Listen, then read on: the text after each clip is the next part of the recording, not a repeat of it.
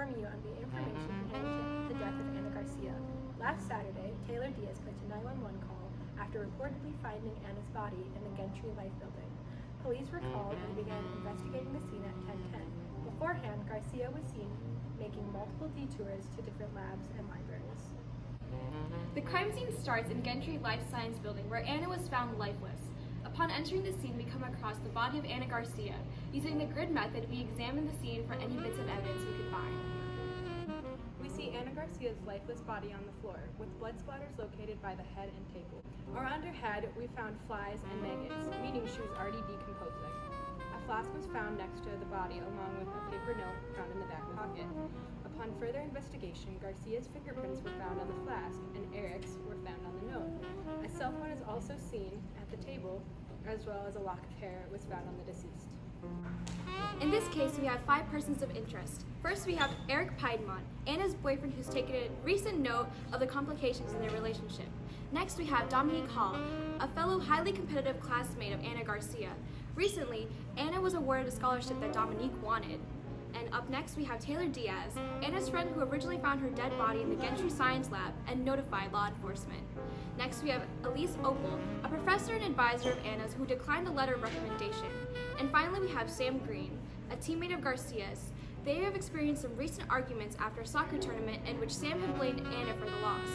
In the past, there was also a collision which has resulted in a big bruise on Anna's forehead. This is Detective Ben. I'm here to make some statements on the suspects. Alright, yes, when it came to various statements, many of the suspects, many of them stayed, quite relatively consistent.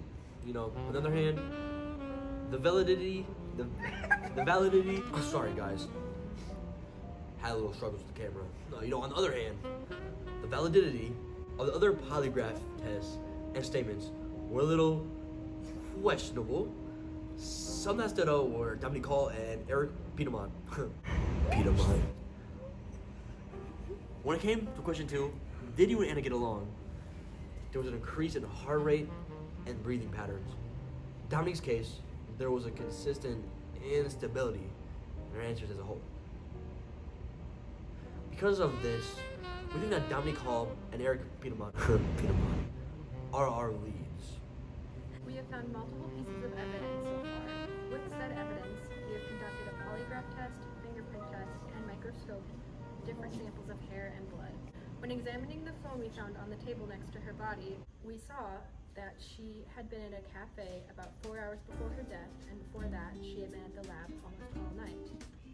2 days prior, at 8:15, she had posted a video on her story about her friend Dominique hating her, with Dominique looking irritated in the background. We also then see a story with Anna showing off a really big bruise, explaining how she got it from her teammate Sam Green. When testing for fingerprints at the scene, I'm sad to say that Garcia's fingerprints were found on the flash, and Eric's fingerprints on the movie. We also found traces of hair from the scene that matched suspect Dominique Hall's samples correctly. Dominique Hall's